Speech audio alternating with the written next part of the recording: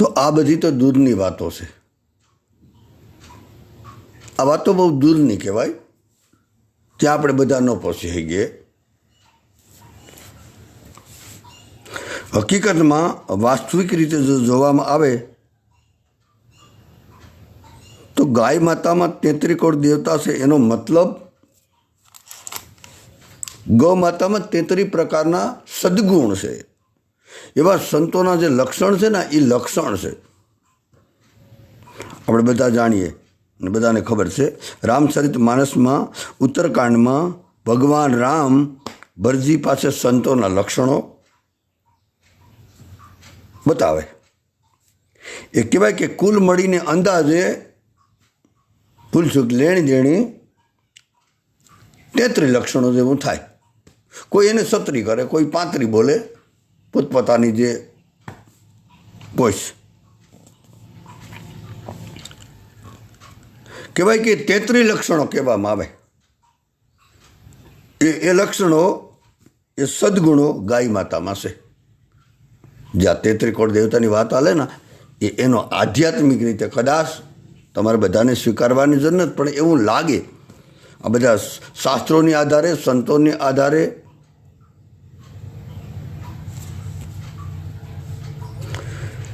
તો કહેવાય કે ગીતાજી અને ગીતાજીના 12મા અધ્યાય, રામચરિત માનસમાં પણ આવું છે ઉત્તરકાંડમાં, અને ગીતાજીના 12મા અધ્યાયના ભક્તિ યોગમાં ત્યાં પણ ભક્તોના 33, ત્યાં પણ 35 36 જે તમને જે યોગ્ય લાગે. પણ આમ સાર્વભૌમ બધા સભી સયાને એક મત, બધા સંતોનો એવો મત છે કે આમ 35 36 બોલાય, પણ એમાં આમ બીજા અમુક પેટા વિભાગમાં આવી જાય. એટલા માટે ત્યાં પણ 33 લક્ષણો, 33 ગુણો, 33 સદગુણો, સંતોના લક્ષણો, ભક્તોના લક્ષણો 12મા અધ્યાયના આવું બતાવવામાં આવ્યું ભક્તિ યોગમાં. અંદાજે 33 લક્ષણો છે, 33 ગુણો છે, જે કહેવું. કહેવાય કે ગીતાજી, આપણા સંતોએ એવું કીધું કે ગીતાજીમાં જે 12મા અધ્યાયમાં 33 લક્ષણો છે, એમાંનું એક સદગુણ, એક લક્ષણ ભક્તનું જો પ્રાપ્ત કરવું હોય તો કહેવાય કે એક લક્ષણ પ્રાપ્ત કરવા માટે 36 વર્ષ સુધી સાધના કરવી પડે.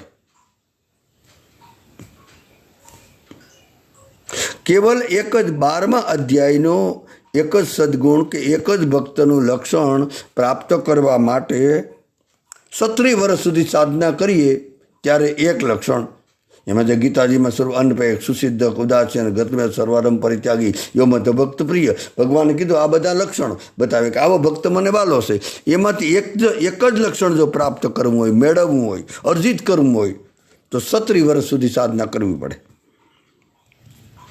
પણ આપણા સંતોએ કીધું કોઈ પણ વ્યક્તિ ગાય માતાની જો નિસ્વાર્થ ભાવથી, જેમાં પોતાનો કોઈ પણ હેતુ ન હોય, સમાજમાં મોટાઈ મળે કે ન મળે, સમાજ અમને વાહવા બોલે, કોઈ પણ અપેક્ષા ગાય પાસે કે ગાયની સેવામાં જો ના થાય, અને બિલકુલ નિસ્વાર્થ ભાવથી, નિષ્કામ ભાવથી, ભગવત ભાવ રાખીને ગાય માતાને પ્રેમ કરે, ગાય માતાની સેવા કરે, તો આ બધા લક્ષણો, જે એક લક્ષણ 36 વર્ષ સુધી સાધના કરવાથી મળે, એ ગાય માતાની નિષ્કામ ભાવથી, ભગવત ભાવથી જો સેવા કરવામાં આવે તો આ બધા લક્ષણો એ વ્યક્તિમાં, એ ભક્તમાં, સાધકમાં આવી જાય. કહેવાનો મતલબ આટલી ગાય મહિમાવંત છે, આવો ગાયનો મહિમા છે. આટલી મહિમાવંત હોવા છતાં પણ આપણા આંગણામાં, જેના આંગણામાં ગૌ માતા ન હોય ને, તો એ વાલા માફ કરજો, એ ગાય, એ આપણું આંગણું, એ આપણું ફળિયું, એ આપણો વાડો સ્મશાન છે. જે ગૌ માતા છે એ સ્થાન તો તીર્થભૂમિ કહેવામાં આવે. કોઈ પણ જગ્યાએ જ્યાં પણ ગાય હોય, માની લેવાનું એ તીર્થ, એ મોટું તીર્થ છે, એ તીર્થભૂમિ કહેવામાં આવે છે. જેના આંગણામાં, જેના ફળિયામાં, જેના વાડામાં, જેના ફાર્મમાં, જેના ઘરે ગાય માતા છે, આંગણું સ્વર્ગ છે. અતિશયોક્તિ નથી, આપણા સંતોએ અનુભવ કરીને કીધું. વાલા ભક્તો, જેના આંગણામાં જો એક ગાય વસી જાય ને, એક ખાલી, તો એ આંગણામાં બધા દેવી દેવતાઓનો વાસ થઈ જાય. બધા દેવી દેવતાઓના આશીર્વાદ આવી જાય. મતલબ ત્યાં બધા જ ઋષિ મુનિઓની ચેતના આવી જાય. કહેવાય કે શું કેવું, જેના આંગણામાં ગાય માતા છે ત્યાં બધી ઔષધિઓ એના આંગણામાં આવી જાય. એના ગોબરમાં, એના દૂધમાં, એના ઘીમાં, એના ગૌમૂત્રમાં, એના દહીંમાં, એની સાસમાં, હું વાત કરવી, બધી ઔષધિઓ છે. અરે કહેવાય કે જેના આંગણામાં, જેના ફળિયામાં ગાય છે ત્યાં બધા જ પિતૃઓ એના ઘરમાં આજુબાજુ પરિક્રમા કરે. બધા જ પિતૃઓ પરિક્રમા કરવા આવી જાય.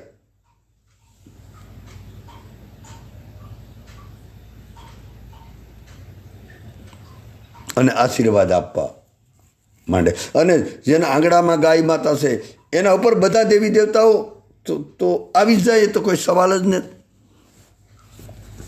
એટલે કીધું કે જ્યાં ગાય છે ને ત્યાં સ્વર્ગ છે. આપણા શાસ્ત્રોમાં આપણે બધાને ખબર છે, બધાએ સાંભળ્યું હોય, વાંચ્યું હોય. આપણા શાસ્ત્રો એવું બોલે કે સ્વર્ગમાં કામધેનુ ગાય છે. બધાને ખબર છે કે સ્વર્ગમાં, આમ તો લગભગ આવું બધું આપણા પુરાણોમાં છે. ગાયને ત્યાં સ્વર્ગમાં, ગાય સ્વર્ગમાં છે, કામધેનુ ગાય. અને સુરભી ગાયમાં તો વશિષ્ઠ, એ આપણે એમાં નથી જાઉં. તો કામધેનુ ગાય સ્વર્ગમાં છે એવું કીધું. કે જો હકીકત કેવું હોય ને, એ વાત તો શાસ્ત્રની છે, બરાબર જ હોય. પણ મને એવું લાગે કે સ્વર્ગમાં ગાય છે એ તો બરાબર છે, પણ આપણા માટે જ્યાં ગાય છે ને ત્યાં સ્વર્ગ છે. જ્યાં આપણે આંગણે જો ગાય છે તો ત્યાં સ્વર્ગ છે. ગાય માતા તો ધરતીનું મોટું સ્વર્ગ છે.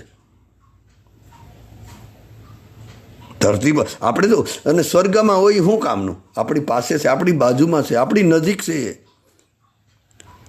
જેના ઘરે, જેના આંગણામાં ગાય હશે ને એને વાલા કોઈ તીર્થયાત્રા કરવી નહીં પડે. એને જવાની જરૂર નથી, જાય તો ઠીક છે. જે સ્થળ પર, જેના આંગણે પ્રેમપૂર્વક ગૌ માતાની જો સેવા થતી હોય, એના આંગણાની ધૂળ પવિત્ર થઈ જાય. એના આંગણાની, કહેવા દો, એના આંગણાની ધૂળ છે ને રજ છે. એ રજ છે, વ્રજ રજ છે. એ કેવલ ધૂળ. જ્યાં ગાય બંધાતી હોય, જ્યાં ગાયની સેવા થતી, જેના આંગણામાં ગાય ઊભી હોય, એ ગાયના, એ આંગણાની રજ, એ રજ, એ ધૂળ નથી, એ માટી નથી, એ વ્રજ રજ છે. એ સદગુરુની રજ છે.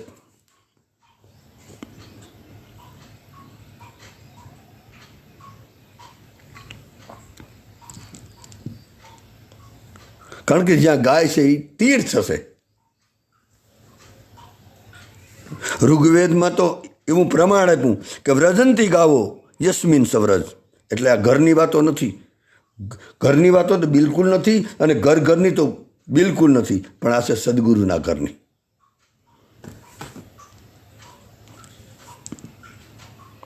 કહેવાય કે વ્રજંતી ગાવો યસ્મિન સવ્રજ. જ્યાં ગાય છે ત્યાં ગોકુળ છે. આવું આપણા ઋગ્વેદમાં કીધું. આ ઘરની વાતો નથી.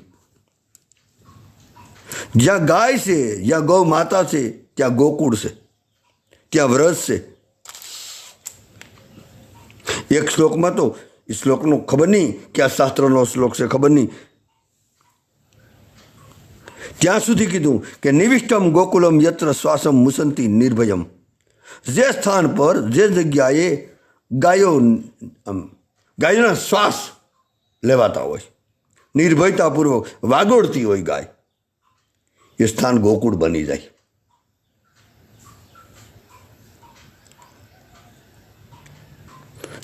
આપણે ઘણી વાર સત્સંગમાં એવું આવ્યું કે જેના મંદિરમાં ગીતા હોય, જેના ઓરડામાં માતા હોય, અને જેના આંગણામાં, ફળિયામાં ગૌ માતા હોય, એને કોઈ પણ ઘટના નુકસાન નહીં કરી શકે. પણ આપણે આ ત્રણે સૂકી ગયા. ગીતા ગીતા ખાલી ગીતા જ આપણે માની લીધી. ગાય માતા ગીતા અને આપણી માતા. જો આપણા મંદિરમાં ગીતા મતલબ મન મંદિરમાં એક અર્થમાં કેવલ મંદિરમાં મૂકી રાખવા માટે ગીતા નથી. આપણા મંદિરમાં ગીતા, આપણા ઓરડામાં, આપણા આંગણામાં, આપણા ઘરમાં આપણી માતા બેઠી હોય અને આપણા ફળિયામાં આપણી ગૌ માતા બિરાજમાન હોય, ગૌ માતા ઊભી હોય. એને કોઈ પણ ઘટના દુનિયાભરની નુકસાન નહીં કરી શકે. મતલબ એનું કારણ કે ત્રણે છે ને વજ્રનું કવચ છે આપણા માટે. 3 કવચ છે આપણા માટે. આપણે એનાથી સુરક્ષિત થઈ જઈએ, બધી રીતે આપણી સુરક્ષા કરી.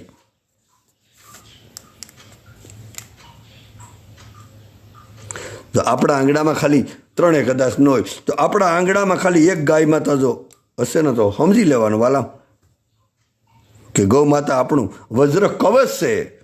કવચ અભેદ વિપ્ર ગુરુ પૂજા. આપણી સુરક્ષા થઈ ગઈ. સૂફી સંતોની તો એક એવી વાત આવે, સૂફી સંતો એવી એક વાર્તા કરતા કે પરમાત્માએ એક જીવને એવું કીધું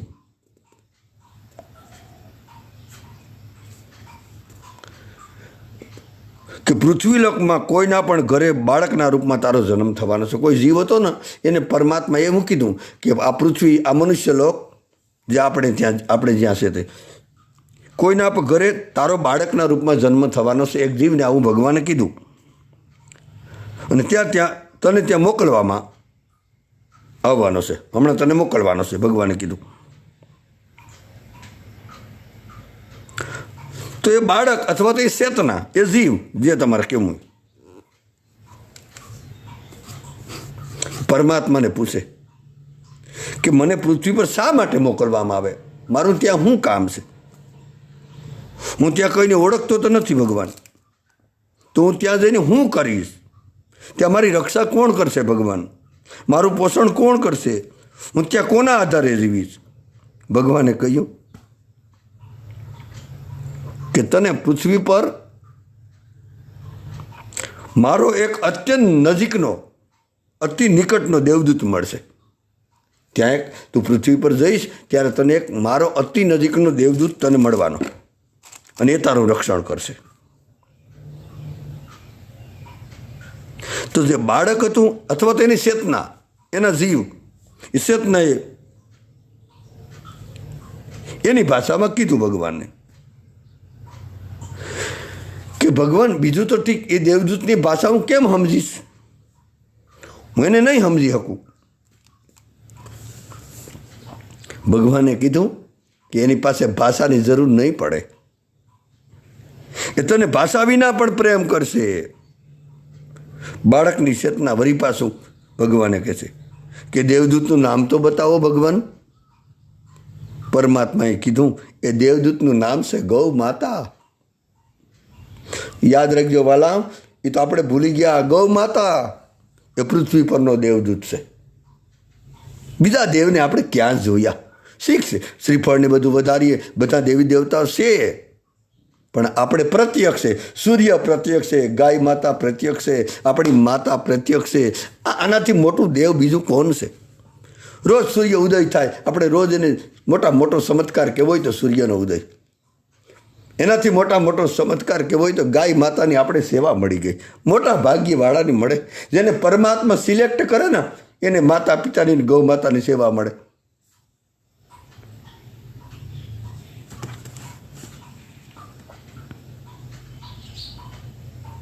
કારણ કે ગૌ માતા એ અંધારી રાતનું અજવાળું છે. એકવાર એવું બન્યું કે બધા ઋષિમુનિઓ ભગવાને વિનંતી કરી અને ભગવાને પૃથ્વી પર કાયમ રહેવા માટેનું કીધું કે ભગવાન તમે આમ ઠીક છે અંતરિક્ષમાં કે જે એ બધા એમાં બહુ ન જાવું. કોઈ કહે કે વૃંદાવનમાં છે, કોઈ કે વૈકુંઠમાં, કોઈ કે ગોલોકમાં, કોઈ કે અક્ષરધામમાં. પણ ઋષિમુનિઓ બધાએ ભેગું મળીને કીધું કે ભગવાન તમે એવું ન કરી શકો કે કાયમ માટે. આવી વિનંતી કરી કે કાયમને માટે પૃથ્વી પર રહેવા ભાગી આવો.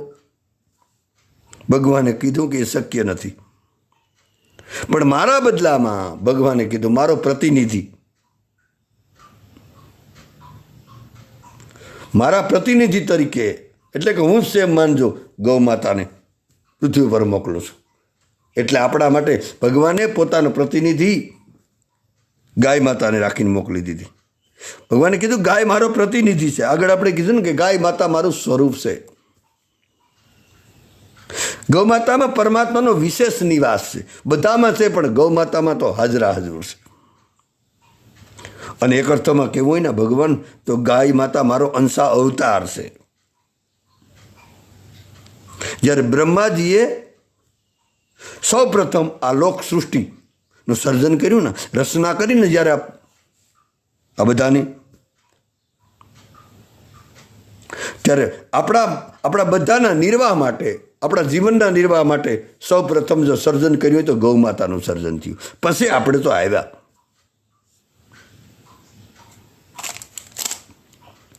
એક કથા એવી પડશે આપણા પુરાણોમાં કે બ્રહ્માજી એક મુખ પોતાના, આમ તો બ્રહ્માજીની 4 મુખ છે, એમાં એક મુખથી બ્રહ્માજી અમૃત પીતા હતા.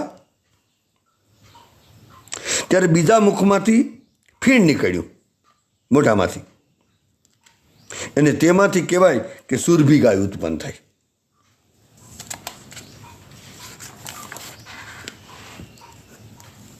અને જે સમુદ્ર મંથન થયું ને એમાંથી જે સૌદ રતન નીકળ્યા ને એમાં જે સોનેરી રંગની કપિલા ગાય ઉત્પન્ન થઈ હતી.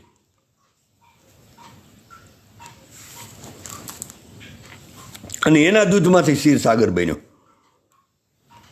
અને કપિલા ગાયને કામધેનુ પણ કહેવામાં આવે. કોઈ કપિલા કહે, કોઈ કામધેનુ કહે, કોઈ સુરભી, બધા. અને આપણા પૃથ્વી પર છે એ આ બધી ગાયો છે ને એ સુરભી છે, એ કામધેનુ છે જો સેવા કરવામાં આવે તો.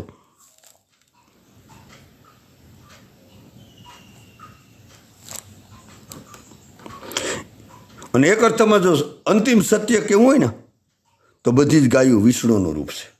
યાદ રાખજો વાલામ, દરેક ગાયોના દેહમાં ભગવાન બિરાજેલો છે. દરેક, ચાહે સુરભી હોય, ચાહે કપિલા હોય, ચાહે કામધેનુ હોય, ચાહે આપણા ઘર આંગણાની ગીર ગાય હોય, ચાહે દેશી ગાય હોય,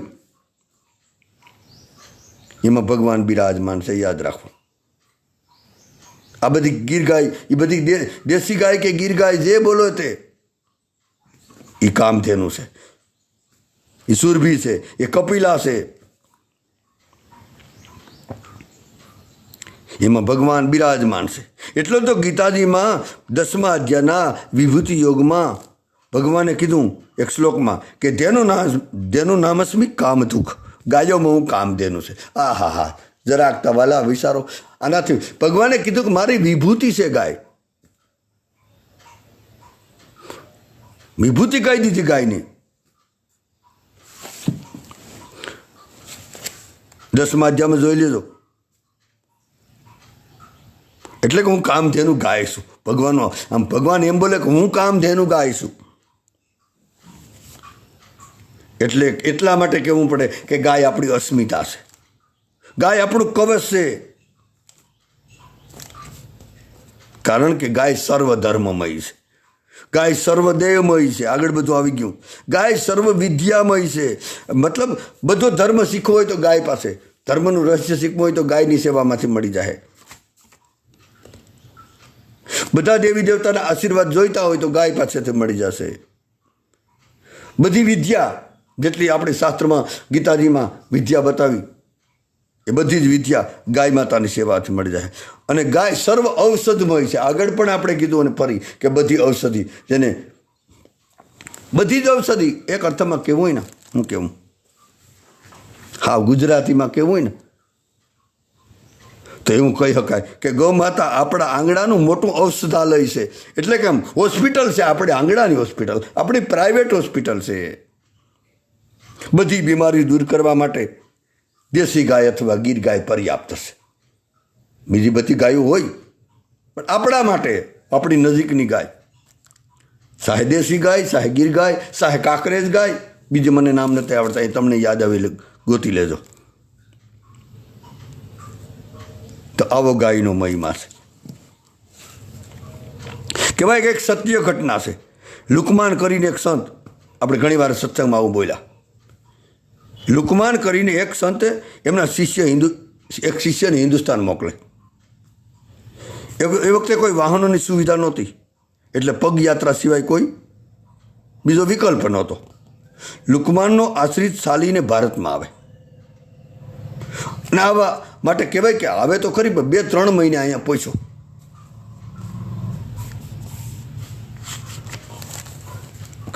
લાંબી યાત્રા બીજા દેશમાંથી આવવા માટે.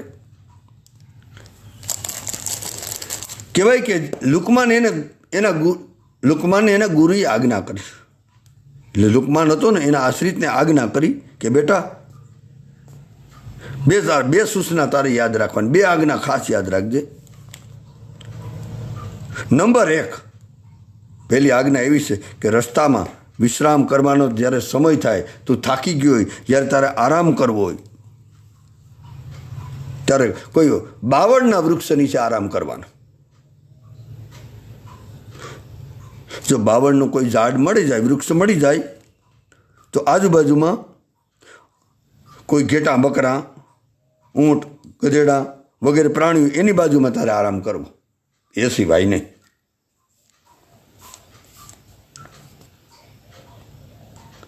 કહેવાય કે 3 મહિનાની લાંબી યાત્રા હતી.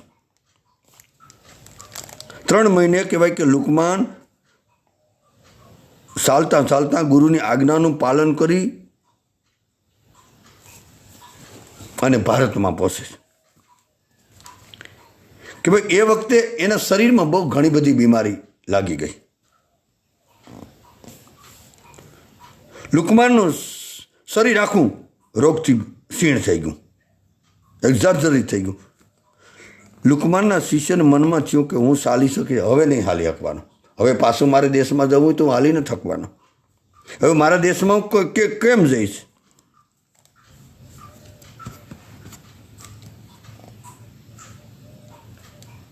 કહેવાય કે એ વખતે લુકમાનનો જે શિષ્ય હતો ને, જે આશ્રિત, એક ભારતમાં આવીને બીમાર પડી ગયો. એક વૈદ પાસે જાય, આયુર્વેદિક વૈદ પાસે જાય, અને એકદમ શરીરમાં શ્વાસ વધી ગયો અને આવીને બધી વાત કરે વૈદને કે હું બીજા મુલકનો છું, મારા ગુરુ લુકમાનની આજ્ઞાથી હું ભારતમાં આવ્યો,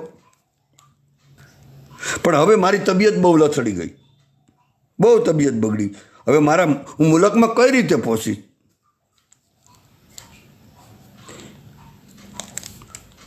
હું કોઈ રીતે મારા મુલકમાં પાછો પહોંચી મારા ગુરુ પાસે જઈ શકું એમ નથી. આપ કોઈ એવી ઔષધિ બતાવો, કોઈ એવો ઈલાજ બતાવો. તો વૈદ હતો, વૈદનું નામ હતું પ્રકાશ. એને કહ્યું તે રસ્તામાં કોઈ દવા લીધી? તો કે ના. તો રસ્તામાં તારે કંઈ ખાવા પીવામાં ફેરફાર થઈ ગયો? તો કે ના. તો આ બીમારી થઈ કેવી રીતે? આ બીમારીનું કારણ શું? લુકમાનના જે આશ્રિત હતો ને એ કીધું કે મારા ગુરુએ મને આજ્ઞા કરી હતી, એ પ્રમાણે મેં કર્યું. તો જે વેદ પ્રકાશ હતો એને કીધું કે તમારા ગુરુએ શું કહ્યું હતું? મારા ગુરુનો આદેશ હતો કે રસ્તામાં બાવળના નીચે, એટલે કે બાવળનું આપણે જેને બાવળો બોલીએ, એ બાવળના વૃક્ષ નીચે આરામ કરો, અને જો બાવળનું ઝાડ ન મળે તો એવું કીધું હતું કે કોઈ ભેંસ કે ઘેટા કે બકરા કે ઘોડા કે ગધેડા એવા કોઈ પશુ હોય ને એની પાસે જઈને વિશ્રામ કરવો. મારા ગુરુએ કહ્યું એ પ્રમાણે હું કરતો આવ્યો. એ છતાં શરીર આટલું કમજોર કેમ થઈ ગયું મને મગજમાં નહોતું થતું. આટલી બીમારી મને કેમ વધી ગઈ એ મને ખબર નથી પડતી. તો વેદ પ્રકાશ હસવા લાગ્યો, હસવા માંડ્યો, એને હસવાનો આવી ગયો. ઓ વેદ પ્રકાશ તો સમજી ગયો કે કદાચ તમારા ગુરુ પરીક્ષા કરતા હોય.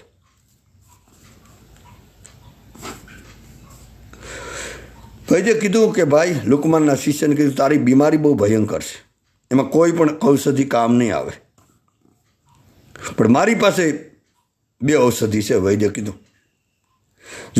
જો શું સેવન કરવામાં આવે તો તારી બીમારી દૂર થાય, બાકી એ સિવાય તારી બીમારીનો કોઈ ઈલાજ નથી.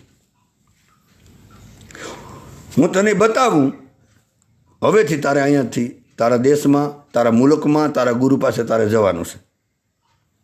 એ વખતે તારે બાવળના વૃક્ષો, બાવળના ઝાડ સાથે બાજુમાં જ ન જવું, ત્યાં આરામ કરવા જ ન જાઉં. એના બદલામાં જે જગ્યાએ તું તારા ગુરુએ આજ્ઞા આપી હતી ને, એ તારી કસોટી પર હશે અને કંઈક પરીક્ષા જે હોય તે દુનિયાને કદાચ મેસેજ આપવો હશે. તો જે તારા ગુરુએ આજ્ઞા આપી હતી તારે બાવળના નીચે આરામ કરવાનો હતો, હવે તારે બાવળની પાસે જવાનું નથી. હવે બાવળના બદલામાં તારે લીમડાના વૃક્ષ નીચે વિશ્રામ કરવાનું છે. આ વખતે તારા ગુરુ પાસે જવાનું થાય તારે, અહીંયાથી અત્યારે તારે નીકળવાનું છે તો તારે લીમડાનું વૃક્ષ ગોતવાનું.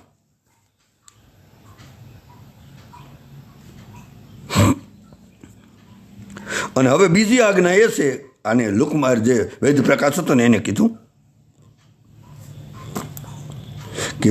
કે હવે પછી ભેંસ કે ઊંટ કે ઘેટાં કે બકરા જેવા કોઈ પણ પશુઓની પાસે ન બેસવું. અને રસ્તામાં જ્યાં ગૌ માતા મળે તેને પ્રણામ કરવા, એનો સ્પર્શ કરવો અને એની પાસે બેસવું. જો સાંભળજો વાલા ગૌ માતાનો મહિમા. અત્યાર સુધી તે જે કર્યું, તારા ગુરુ તારી પરીક્ષા કરતા હતા, દુનિયાને મેસેજ આપવા માટે મને પ્રેરણા કરતા હશે. તો લુકમાનના શિષ્યને આ રીતે કીધું કે બાવળાથી દૂર રહેવાનું, ત્યાં આરામ ન કરવો, ઘેટા બકરા ઘોડા ગધેડા એનાથી દૂર રહેવાનું, અને ગાયનો સ્પર્શ કરવાનો, ગાયની બાજુમાં જ આરામ કરવાનો, ગાયના જ આશીર્વાદ લેવાના. અને કહેવાય કે લુકમાનનો શિષ્ય પોતાના પ્રાંતમાં જવા માટે ચાલતો થાય.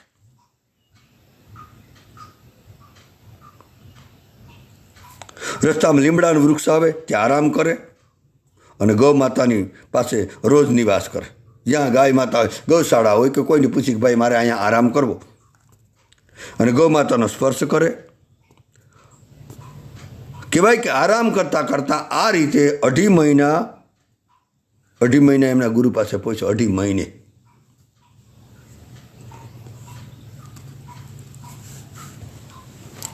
લુકમાન પાસે, એના ગુરુ લુકમાન પાસે પહોંચે. ત્યાં તો શરીર એકદમ સ્વસ્થ થઈ ગયું, નિરોગી બની ગયું. ગુરુને પ્રણામ કરીને પ્રશ્ન કર્યો, ગુરુદેવ આપે મને શા માટે હિન્દુસ્તાન મોકલ્યો હતો? એનું મને કોઈ કારણ સમજાતું નથી.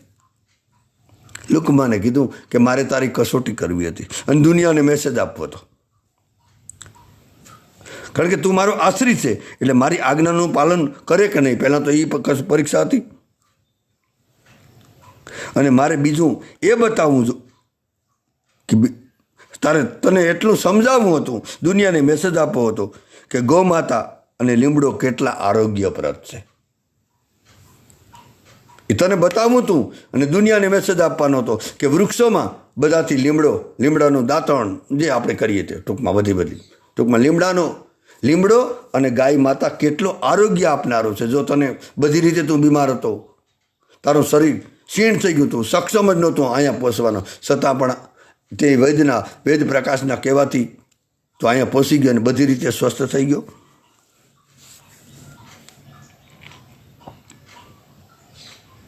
એટલે કીધું ગૌ માતા અને લીમડો બધાથી આ એક અર્થમાં. ટૂંકમાં લીમડાના વૃક્ષ વિશે આપણે કેવું હોય ને તો લીમડાનું વૃક્ષનું કાયમી સેવન કરવાથી કેટલાય પ્રકારના છે ને રોગો દૂર થાય. લીમડાના અનેક ગુણો છે. આમ ભલે કડવો લાગે, લીમડાને બધા વૃક્ષોને ઔષધિ તરીકે આપણા આયુર્વેદિક બોલે કે બધા વૃક્ષોમાં લીમડો એક ઔષધિ છે. ઋષિમુનિએ શ્રેષ્ઠ પદ આપ્યું આપણા લીમડાને. કહેવાનો મતલબ કે ગાય માતાનો આટલો મહિમા હોવા છતાં પણ એવું નથી લાગતું કે દરેક હિન્દુએ એક ગાય પાડવી જોઈએ, ગાયનું પાલન કરવું જોઈએ. અને આ હિન્દુનો સ્વાભાવિક ધર્મ છે. કારણ કે ગીતાજીમાં કીધું કે ખેતી, વ્યાપાર અને ગોપાલન એ વેશ્યનું સ્વાભાવિક કર્મ છે. આવું ગીતાજી બોલ્યો, મારી ઘરની વાત નથી. ખેતી કરવી, વ્યાપાર કરવો અને ગૌપાલન એટલે ગાયોનું પાલન કરવું, આજે એ આપણે ચૂકી ગયા.